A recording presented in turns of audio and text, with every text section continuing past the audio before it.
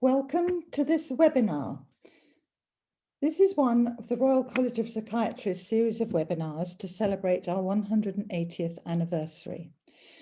In 1841, the Association of Medical Officers of Asylums and Hospitals for the Insane was founded. In 1865, this became the Medico-Psychological Association, or MPA. In 1894, the MPA admitted its first woman member, Dr. Eleonora Fleury. In 1926, the MPA gained its royal charter and became the RMPA, the Royal Medico-Psychological Association. And in 1939, it elected its first woman president, Dr. Helen Boyle, dates 1869 to 1957. She is the subject of today's presentation. For this presentation, I'm delighted to welcome Dr. Louise Westwood. Louise is a medical historian. In the 1960s, she trained as a nurse with the Royal Navy Nursing Service, and her academic career started in the 1990s when she was a mature student at the University of Sussex. She was awarded a BA and an MA in history. Her BA dissertation was Lead Poisoning in Women Pottery Workers, 1890 to 1913, and this was her first experience of archival research. Her MA dissertation was Fertility, Family Size and Birth Control, 1900 to 1939, again using primary sources. Her DPhil thesis was Avoiding the Asylum, Pioneering Work in the Mental Health Care, 1890 to 1939. She was a lecturer at Brighton, then at Sussex universities, teaching a number of modules, including History of the Welfare State, Feminism from 1800, The Social History of Women, 1890 to 1913, Images of Childhood, Education, Culture and Community, and 20th Century British History. Louise has published a number of academic papers and chapters and has written a book titled A Bee in My Bonnet, Obsessions of a Beekeeper, clearly one of her other interests.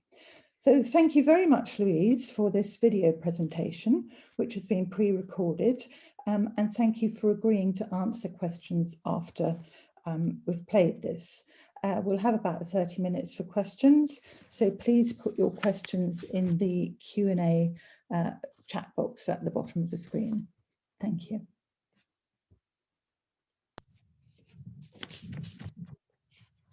Thank you, Gianetta, and good afternoon, everyone. Helen Boyle spent the first 13 years of her life in Ireland, but the family fell on hard times when her father died and they moved to Europe. Helen and her two siblings received part of their education in France and Germany, and it is fair to assume that Helen had a good working knowledge of French and German. This is an important point that I'll come back to later. Helen attended the Royal Free for her medical training and took the Scottish Triple Qualification in 1893. She was very fond of remarking that her MD with distinction was taken in Brussels because it was the cheapest available. From this short biography, we can see that Dr. Helen Boyle was not from a wealthy family, unlike many early women doctors, and she remarked that financial independence was a pressing necessity. This did not, however, prevent her from doing honorary, unpaid work all her life. Her first job was medical officer at the London County Council Asylum at Cooperative. She also worked at the Canning Town Medical Missionary in the East End of London, and I've always presumed that that was voluntary while she was working at the asylum. This work provided Dr. Boyle with experience of the care and treatment of lunatics, but she also became familiar with the early signs of mental disorder at the medical missionary. She observed that there was no hope of treatment until the suffering patient was consigned to the asylum. Dr. Boyle believed that insanity could be cured or relieved if the condition was caught early enough, and her vision for the future was, and I quote, not monstrous county asylums, but a development of the cottage system. In London, at the end of the 19th century, there was a dispensary for mental disorders at St. Thomas's, one at Charing Cross, and one run by Dr. Forbes Winslow, which was known as the British Hospital. Outside London, most clinics were attached to asylums, and this was a deterrent to most patients. This fear was justified because once in an asylum, discharge was extremely difficult. By the start of the 20th century, the term dispensary was being replaced by the term clinic. Dr. Boyle moved to Brighton, and by 1899, she was sharing a private practice in Hove with Dr. Mabel Jones. This was to be her main source of income all her life. When Boyle and Jones started the Lewis Road Dispensary for Women and Children under Medical Women, the annual report in 1900 stated that this area had a large number of laundry workers and other poor women who were in need of a dispensary.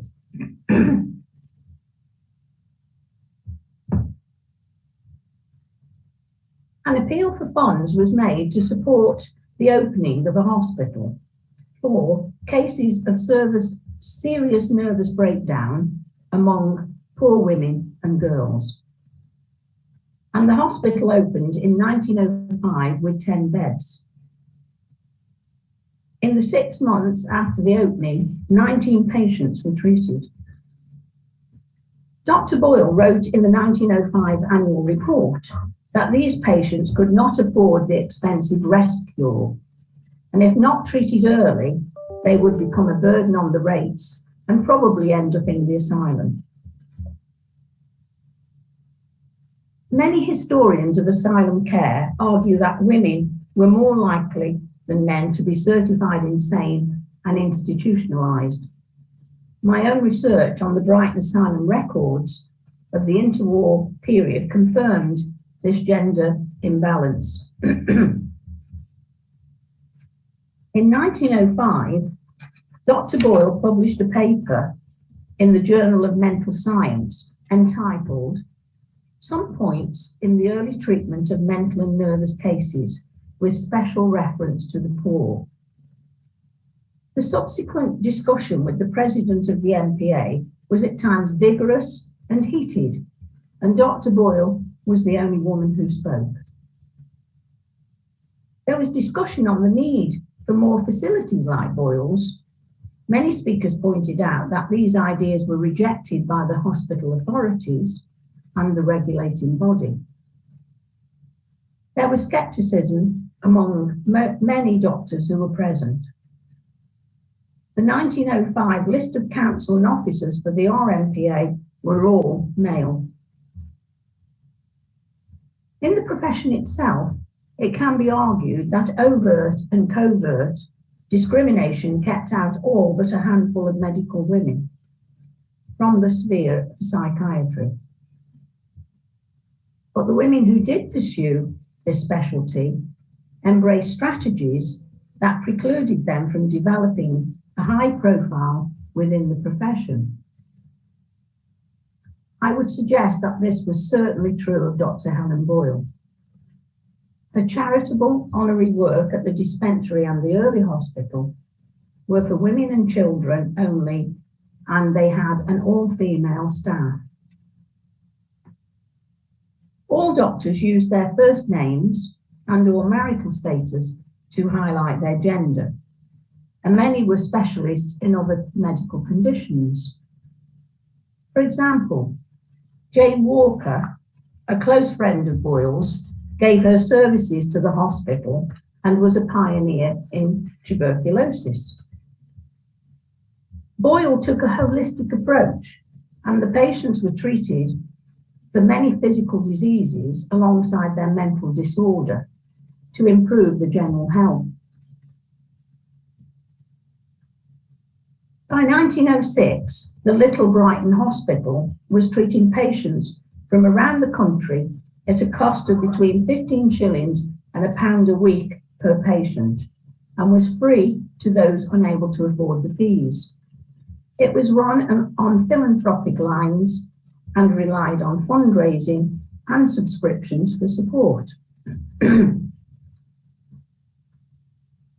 There was a sense of community at the hospital, and patients were encouraged to take their recreation together, assist with suitable chores, and discharged patients were invited to join the evening activities. Treatments included bed rest, outdoor rest in the sunshine, a good diet, gentle outdoor exercise, hydropathic treatments, and also massage. Some patients were kept in the hospital for up to 6 months, and a few ex-patients were employed by the hospital after discharge. In 1906, work produced by patients raised £64, and in 1907, the Women's Cooperative Guild held £1 a day to support the hospital. I had the opportunity a few years ago to look at some of the hospital records while organising the bid for funding to sort and catalogue them. They are fascinating, and I discovered letters in the patient files which suggested that a sharing of friendly chat about holidays, activities, trips and family blurred the distinction between doctor and patient. By 1912, the hospital had moved to new premises, which could take 35 patients. And for the first time, this was called the Lady Chichester Hospital, after their patron, the Countess Lady Ruth Chichester, who was the active chairwoman. In an article in the Journal of Mental Science in 1914, Boyle argued that patients are treated too much in bits and pieces nowadays. Boyle also stated that overwork, low pay, malnutrition, overcrowded housing, and multiple children and pregnancies all contributed to mental disorders in overburdened women. Boyle's work with new mothers can be seen as a first in perinatal care. Boyle pointed out that a large proportion of cases designated as mental, once investigated, were in fact due to physiological dysfunction. She outlined other diseases which cause temporary insanity, such as kidney disease, tuberculosis, typhus, and pneumonia. And I observed all of these conditions in my research on the Brighton Asylum in the interwar period, and it was very distressing. Boyle was critical of the medical profession and the teaching hospitals, where students were taught to identify and treat diseases, but they only saw the certifiable cases of mental disorder. She also criticised the general hospitals for not providing facilities for early nervous disorders, which could be used by the teaching hospitals. Dr Boyle had visited John Carswell in Scotland and seen the wards that were supported by public funds for non-certifiable mental disorders. She also visited similar ones in Berlin, Munich, and Göttingen, where she observed occupational therapy as an important treatment and training in practical skills for future work. In England, general hospitals did not treat cases of early nervous disorder or borderline insanity, and these conditions were not recognised by the Lunacy Commission.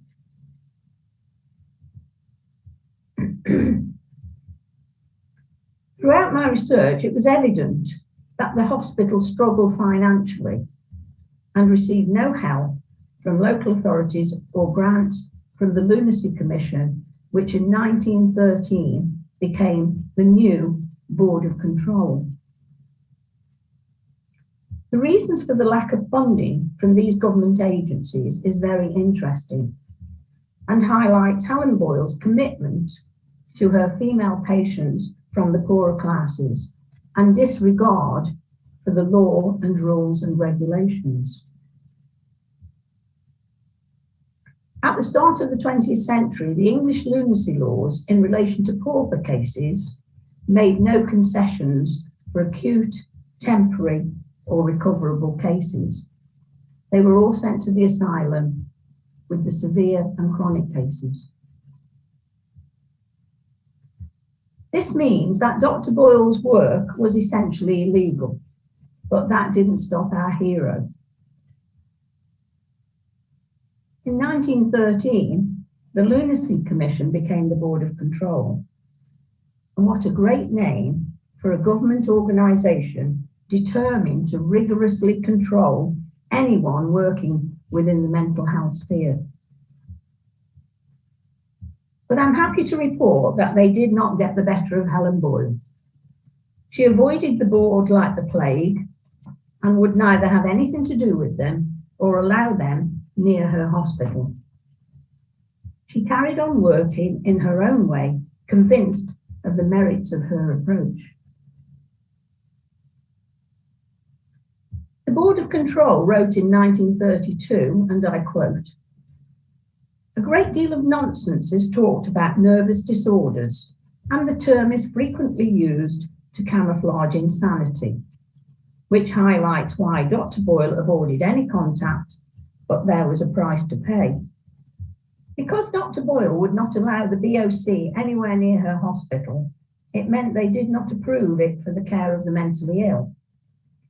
Therefore, local authorities were not supposed to send patients to the hospital, and she did not receive any government funding or grants. Some local authorities ignored the board, particularly Brighton, and paid for the care of some patients at the Lady Chichester, clearly putting the patients first. At this point, I must mention the Maudsley, which was built with a £30,000 donation from Dr. Henry Maudsley, who died in 1918, with the same amount from the London County Council. It was intended for early and acute cases and was to have an outpatient clinic. The idea for this hospital was first proposed by Maudsley in 1907. Interestingly, after 7 years after Boyle's clinic and 2 years after her hospital opened. However, it took until 1915 to come to fruition. Special statutory powers were obtained by the London County Council in order to treat the rate-aided voluntary patients without certification. This is a very good example of money doing the talking. Clearly, Helen Boyle had no hope of raising any money like that for a hospital. So she didn't have the power to get any of the laws changed. World War I meant the Maudsley was dealing with war patients and shell shock until 1922. The work as set out by Henry Maudsley didn't start until 1923. In an ideal world, Helen and Henry would have sat down with a nice glass of wine and discussed her ideas and work. But with Maudsley's opposition to women in medicine and his overt misogyny, this was never likely to happen. As a past president of the RMPA, he must have read Boyle's article in 1905, and I would suggest that this may have influenced his bequest for the Maudsley Hospital. Dr. Boyle's work in Brighton with inpatients preceded the Maudsley by nearly 20 years. So then from this we can see that her work was unorthodox, against the regulations of the Lunacy Commission and the Board of Control, and not part of mainstream psychiatry, which was London-centric. Boyle's work had to contend with all the aggravation caused by the Lunacy and BOC commissioners not recognising her work and the importance of it. The influential Henry Maudsley had no trouble getting the London County Council to change the laws for his hospital. This was not the only way in which Helen Boyle's work was unorthodox and pioneering. There was a great deal of scepticism about psychotherapy and the idea of the unconscious amongst the medical profession in England in the first decades of the 20th century. There was significant debate amongst eminent doctors and a large body of opposition to psychotherapeutic techniques. Dr. Charles Mercer wrote in the BMJ in 1916, and I quote, "Psychoanalysis is past its perihelion. The historian of medicine in the future will have difficulty in finding any account of it. It will join pounded toads and sour milk in the limbo of discarded remedies." Psychotherapy was in regular use with World War I casualties, but the army doctors working on patients with shell shock encountered fierce opposition. It can be argued that the military were only interested in getting men fit enough to return to the front line, and psychotherapy could not be rushed. So the doctors involved were under a lot of pressure.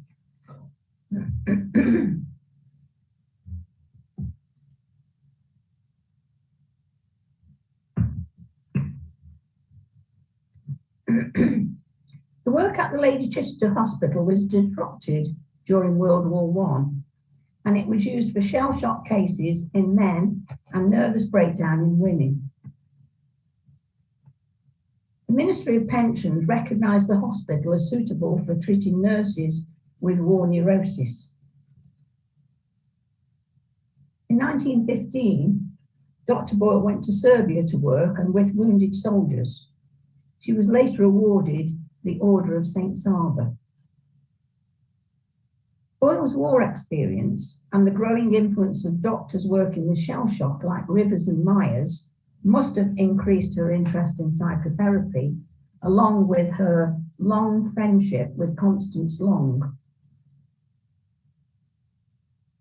I mentioned at the start that Boyle had a good working knowledge of French and German. She would have been able to access the writings of Jean-Martin Charcot, Sigmund Freud, and Pierre Janet before they were translated into English.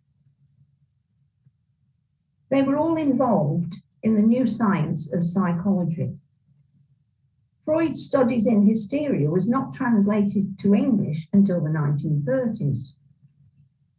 Janet, who used the term dissociation, greatly influenced Carl Jung, who coined the word subconscious. Jung was an associate of Dr. Constance Long, who translated Jung's work into English, and she was a great friend of Helen Boyle. I think they probably met at the Royal Free, and they also did their MD in Brussels together. Boyle may have met Jung because he stayed with Constance Long when he visited England. And Boyle acknowledged Long's contribution to her early interest in psychotherapy. It was not until 1920 that Dr. Boyle publicly acknowledged her familiarity with the work of Charcot, Janet, and Freud in a paper published in the Medical Women's Federation quarterly newsletter. For me, this was a eureka moment, because when I discovered this paper, it confirmed my suspicion that Helen Boyle had been using psychotherapy with her patients, but she was very discreet about it because it was controversial. For a few months, I explored the work of these early psychologists.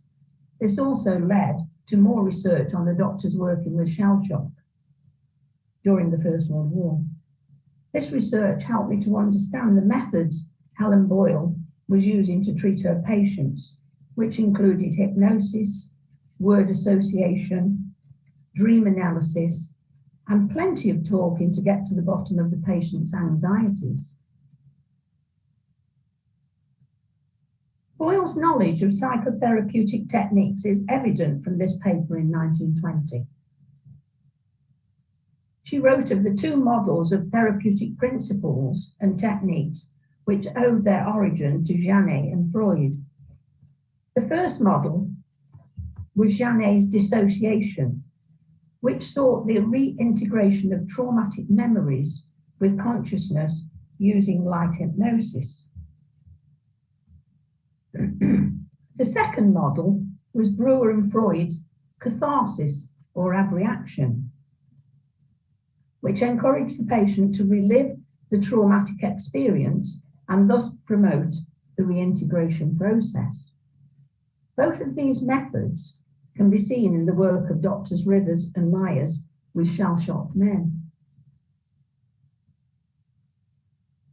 Boyle remarked in the conclusion in this 1920 paper that World War I had turned sane men into dithering wrecks, and optimistically suggested that psychotherapy was at last coming into its own. In 1921, Dr. Boyle presented a paper to the RMPA concerning the treatment of borderland cases and pointed out that psychotherapy was more useful if the patient was under observation, in other words, as an inpatient, but many psychiatrists were still not convinced. The rigid distinction between sanity and insanity was at the heart of Boyle's opposition to the lunacy legislation. In 1925, she gave evidence to the Royal Commission on Lunacy and Mental Disorder. She recommended that every town should have a clinic for early nervous disorder, with aftercare and outpatient advice, and cited examples from both France and Germany. Most of her recommendations were ignored in the Mental Treatment Act of 1930, but a voluntary admission scheme was started. In many cases, this didn't work well because so many patients had difficulty discharging themselves. In 1939, Dr. Helen Boyle was quite surprised when she was offered the presidency of the Royal Medico-Psychological Association. We can speculate that the Council of the RMPA considered it was about time they had their first woman president. Or it could be that Dr. Boyle's pioneering work was at last beginning to reach the parts that had never been reached before. Whatever the reason for the presidency, Boyle worked outside mainstream psychiatry and pursued a separatist approach, working with mainly women doctors who were sympathetic to the work that she was doing. Dr. Doris Odlum wrote for Boyle's obituary in 1957 that she had, and I quote, trod the lonely path of the pioneer whose vision was ahead of the times. During my research, I found absolutely no evidence that Dr. Boyle had feminist ideals or that she supported women from all professions pursuing equality and equal pay for equal work. She may have been sympathetic to these causes, but we'll never know because she ordered that her private papers be destroyed after her death. From this perspective, Dr. Boyle was very different from the battling Dr. Isabel Emsley Houghton, who also worked in mental health care and fought unsuccessfully against the marriage bar. But that is another story in the history of women doctors in psychiatry.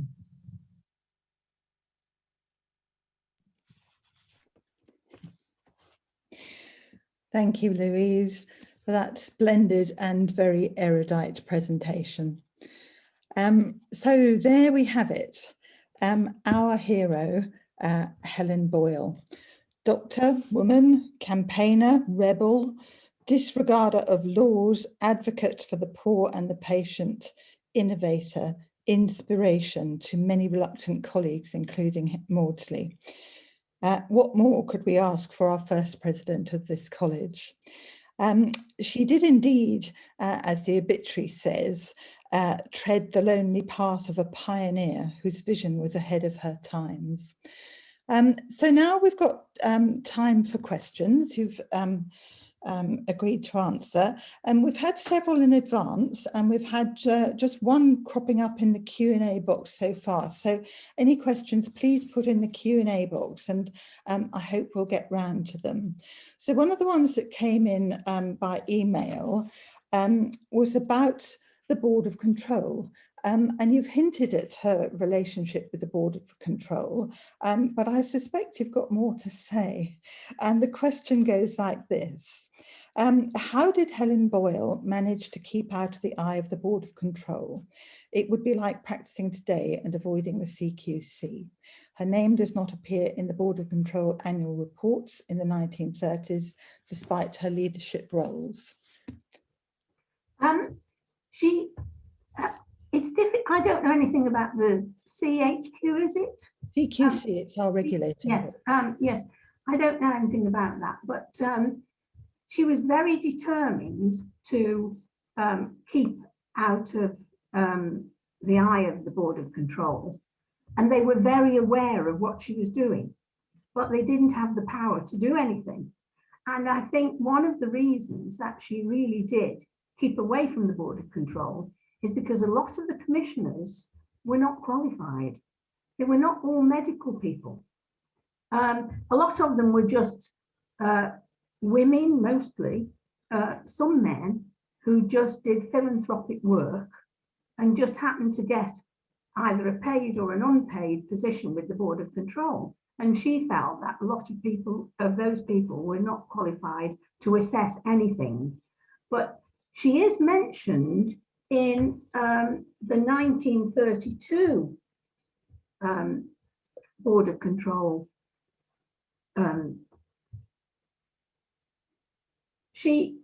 There's a letter, and it's about the Guardianship Society.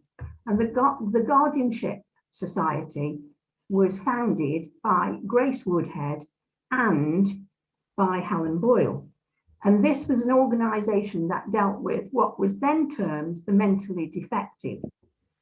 Now, although Boyle had a lot to do with it, and she guided Grace Woodhead, who again wasn't qualified, she was just a philanthropist, an unmarried woman doing her best for children who the Board of Control believed should be in an institution. She wouldn't have that. She kept them in the community. And so she also had a lot of trouble with the Board of Control, but because some of these children had been released from one of these homes, and they were on a list, a controlled list, she had to have something to do with them, but she always asked advice from Helen Boyle. And it's actually interesting that the quote in my talk, when I said a good deal of nonsense is talked about nervous disorders, the start of that quote is, "We have shown considerable indulgence towards this place because we do not wish to appear unappreciative of the work done or insensitive to Dr. Boyle's point of view." Well, that's a nonsense, because that's exactly what they were doing. They didn't appreciate what she was doing. They were just always trying to interfere.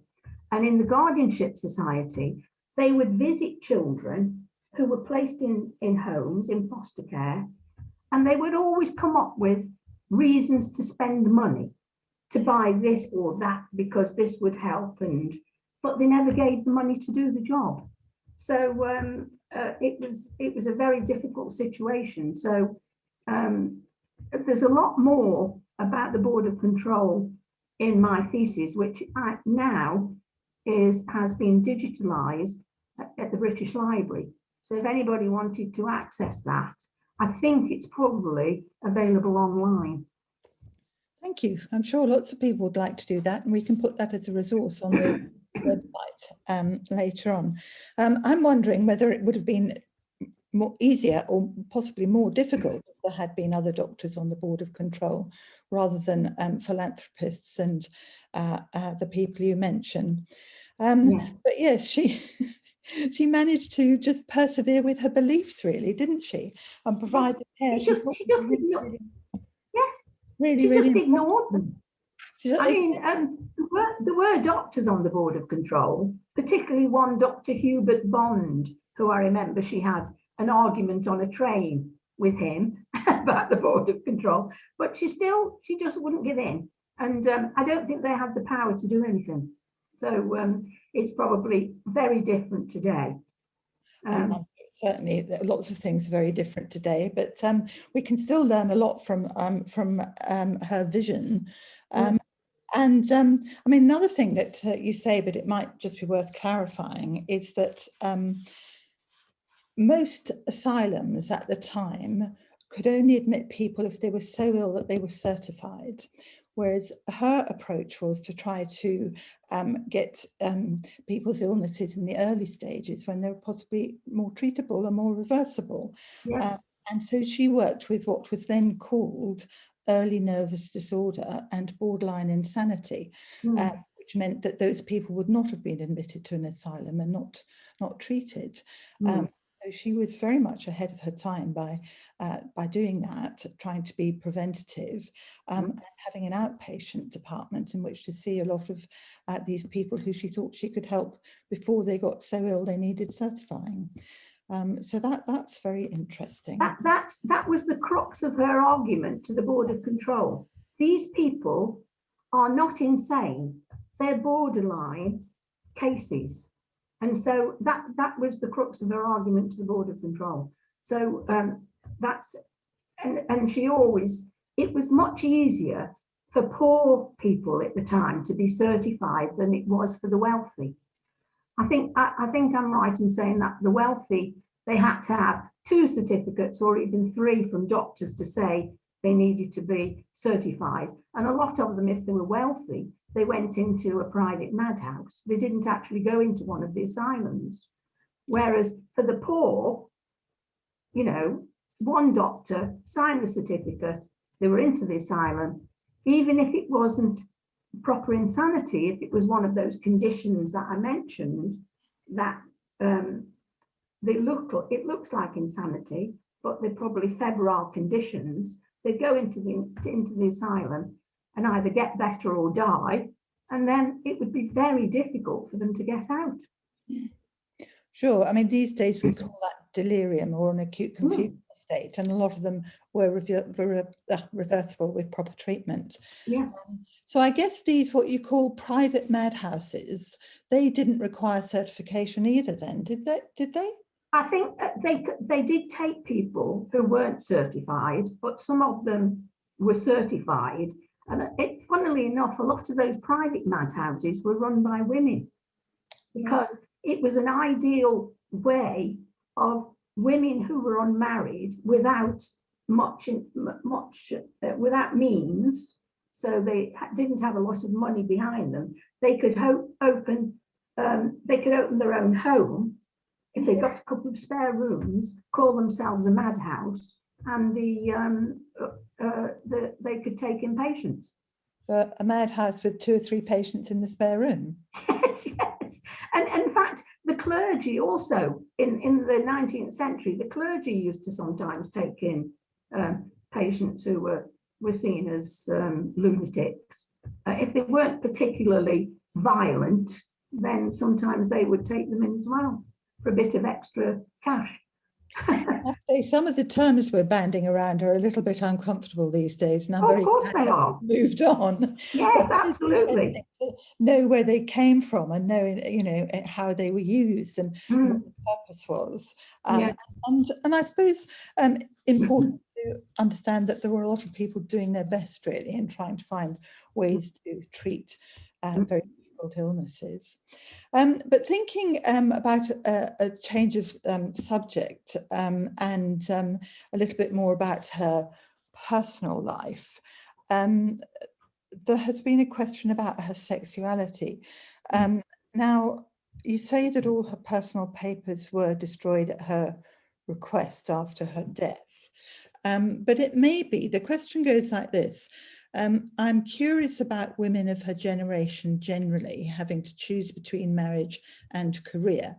Many of her medical contemporaries had a lot of female company. Were they gay, or were they women largely socially excluded by their careers from close male companionship, so mixing with other career women instead?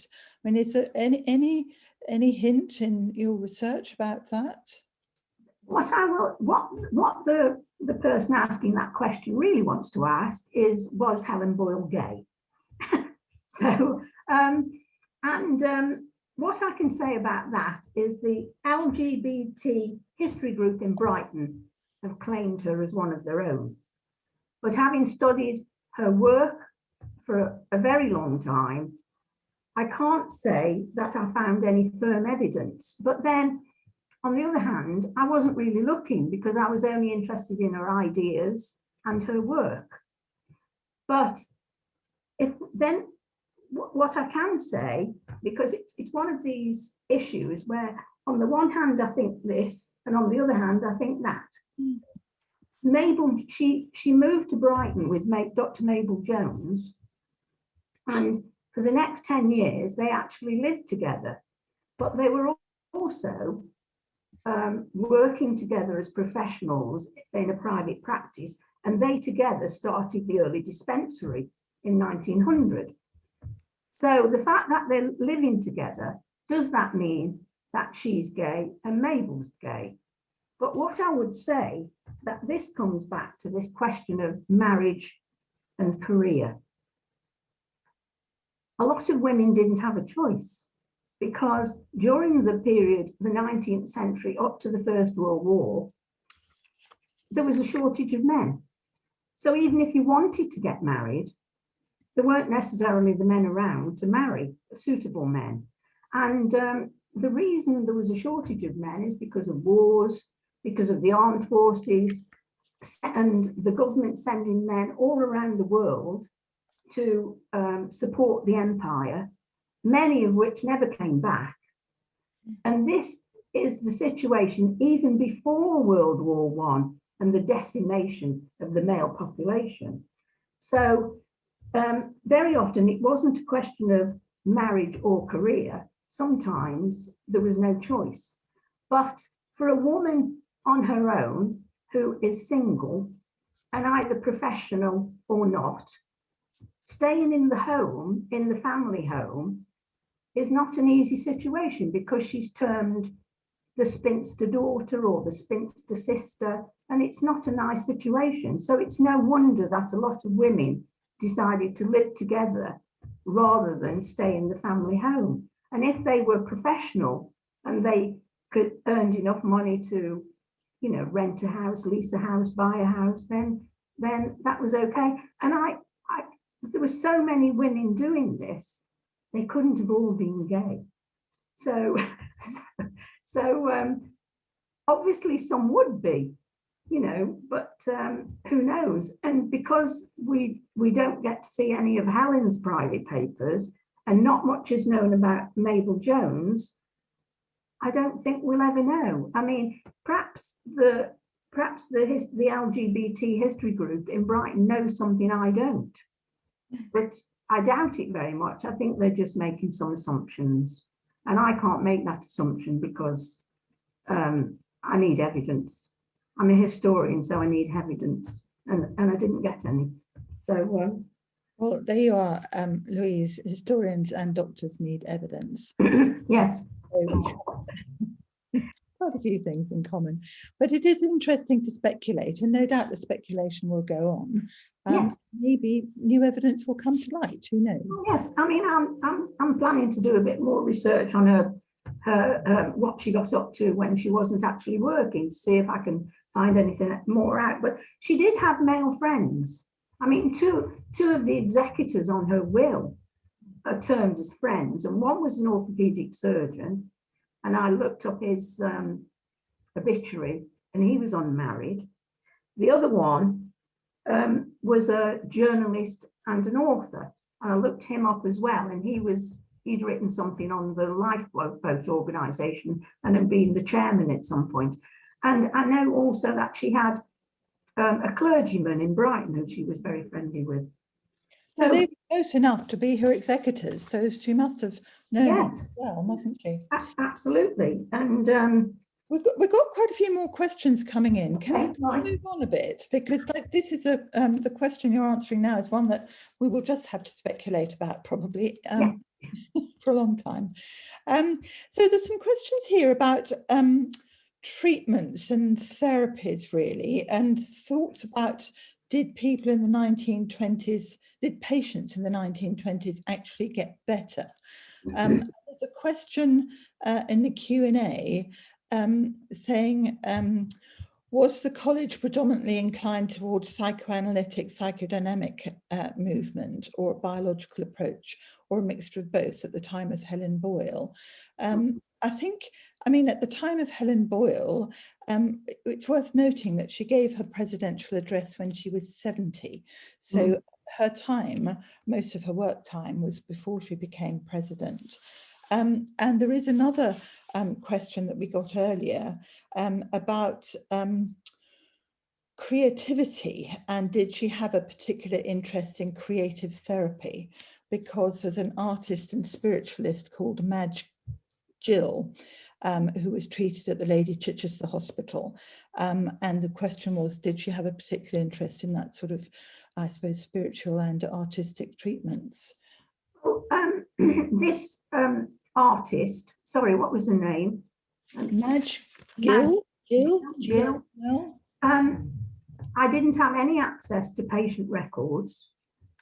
And if I did have, which I could have now, if I applied to see them, because they're all catalogued now, but if I did, I would not be able to mention any people by name, because that's what you agree to when you look at patient records.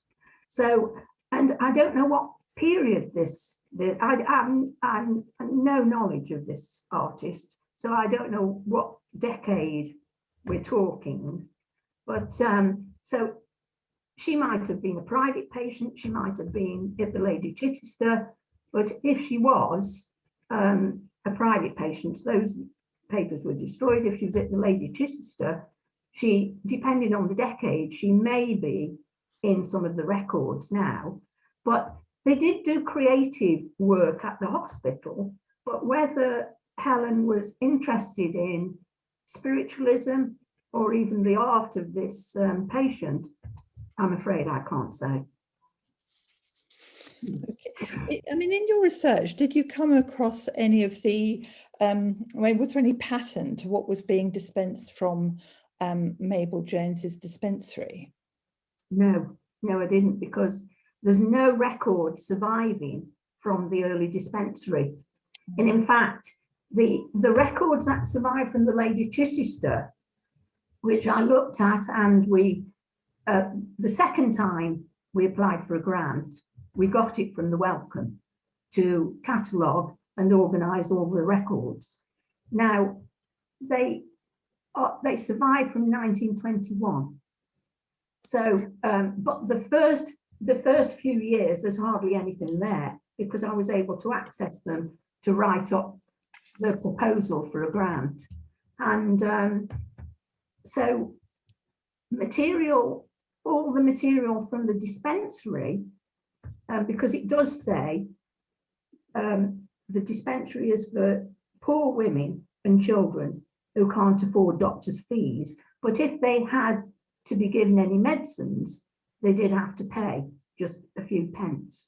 but there's nothing in the annual, there's annual reports from then, but there's nothing in the annual reports that says anything about what they're actually dispensing. Sorry. I must say, I think some of the treatments you listed would make a lot of people feel better. That's good nutrition, sitting in the sunshine, all sorts of gentle exercise, all sorts of nice things like that, which is good for all of us. And massage. Apparently massage is really good for your mental health. So yes, I mean, but how did she know that? Was it just an instinct, or when did, I suppose massage goes back to, you know, the Greeks and the Romans, but I can't imagine the Victorians. Well, it's interesting, it was part of her pack of holistic therapies, isn't it? Yes, yes. I mean, days when there was so little else in terms of medication. Yeah, I mean, I think we must move on. We're getting fairly near the end now. There's a question about, I suppose it would be fair attribution, really. There's an interest in your deduction that Henry Maudsley would have known Helen Boyle's ideas and her ways of practicing, and that these were adopted by him in his proposals for what became the Maudsley Hospital.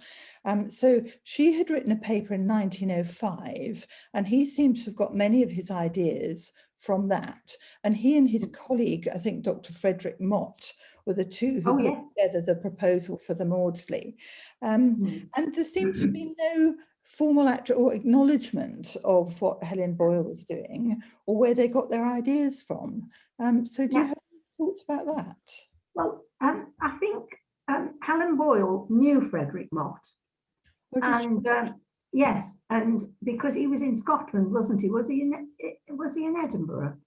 I think so. I think he was. He was a pathologist, a neuropathologist, I think. Yeah.